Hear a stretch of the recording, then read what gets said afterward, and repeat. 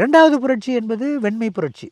வெண்மை புரட்சி என்பது மாடு பாலை சப்பி குடிக்குது அப்படிங்கிறதுக்காக நம்மளும் அந்த பாலை குடிக்கணும் அப்படின்னு ஆசைப்பட்டு பாலை பெருக்கணும், வெண்மை புரட்சி அப்படின்னு செஞ்சாங்க. இப்போ ஒரு தாய் நம்ம வீட்டில் குழந்தை பெற்றுக்கிடுச்சுன்னா அந்த குழந்தைக்கு தண்ணி வேணும். அந்த குழந்தைக்கு அந்த படுக்கை வசத்தில் சொன்ன ஊட்டச்சத்து அனைத்துமே அந்த பிள்ளைக்கு வேணும் தானே. அப்போ அதுக்கு எது எது எவ்வளவு வேணுமோ அது பூரா அது இருந்த இடத்துலையே கிடைக்கிறது அந்த அம்மாவுடைய தனத்திலிருந்து சுரக்கின்ற பால். ஏன்னா அது மெல்றதுக்கு வாய்ப்பு இல்லை, அசை போட்டு சாப்பிடுவதற்கு வாய்ப்பு இல்லை. அதான் அறுசுவை, தாயோட அறுசுவை போகும். அப்போ அது சமைச்சு கொடுத்தது கிடையாது. அப்போ இந்த தனத்தில் பால் சப்பி குடித்த பொழுது இந்த குழந்தைக்கு என்ன சத்து அதிகம் தேவை தெரியுமா? மூளை வளர்ச்சிக்கு பாஸ்பரஸ் வேணும்.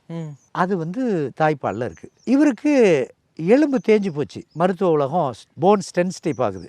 போன்ஸ் டென்சிட்டி பார்க்குறப்ப அதில் டி ஸ்கோர் 2.5 2 இந்த மாதிரி ஒரு குறியீடு வருது.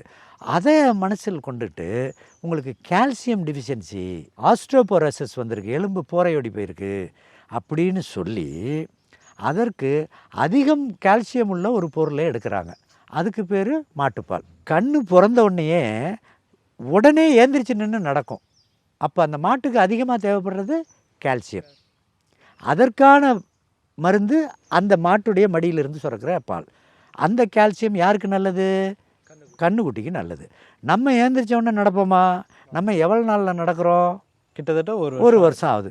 ஒரு வருஷம் வரைக்கும் நீங்கள் நடக்கிற வரைக்கும் உங்களுக்கு மூளையும் மற்ற விஷயங்களும் வளர்ச்சிக்கான ஒரு அருமருந்து தாய்ப்பாலில் இருக்குது. நீங்கள் தாய்க்கு பால் இல்லையா, பசும்பால் கொடு.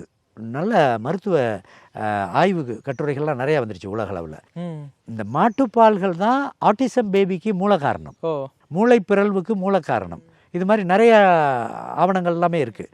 அப்போ மாட்டுப்பால் யாருக்கானது? மாட்டுக்கானது. அதுக்கும் தண்ணிச்சது எல்லாமே இருக்கும்ல. மாடும் கண்ணுக்குட்டி அப்படியே நிற்கிதுன்னு வைங்க. இப்போ எங்கள் பண்ணையில் நாங்கள் மாட்டுப்பால் விற்கிறதில்ல. அது குடிக்கும். என்னைக்காச்சும் ஒரு நாள் ஆளுங்களுக்கு யாருக்கும் ஒருத்தருக்கு வேணும்னா கறந்துக்குங்கன்றுவோம். அது ஒன்றும் பெரிய விஷயம் கிடையாது. அது நினச்சப்பெல்லாம் தண்ணி தாவறப்பெல்லாம் போய் மடியில் பால் குடிக்கும். அதுக்கு என்னென்ன ஊட்டச்சத்து வேணுமோ போய் குடிக்கும்.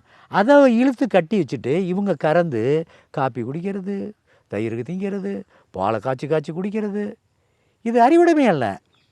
வெண்மை புரட்சி என்பது என்றோ ஒருவருக்கு எலும்பு நோயும் என்றோ ஒருவருக்கு மூளைப்பிறழ்வு நோய் வந்ததை வெண்மை புரட்சி மூலமாக நிறைய நோயாளிகளை உருவாக்கியிருக்கோம் பாலை கொடுத்து. அப்போ ஏற்கனவே உள்ள ஒரு மகிழ்ச்சியையும் சிதைக்கிறதுக்கு பேர்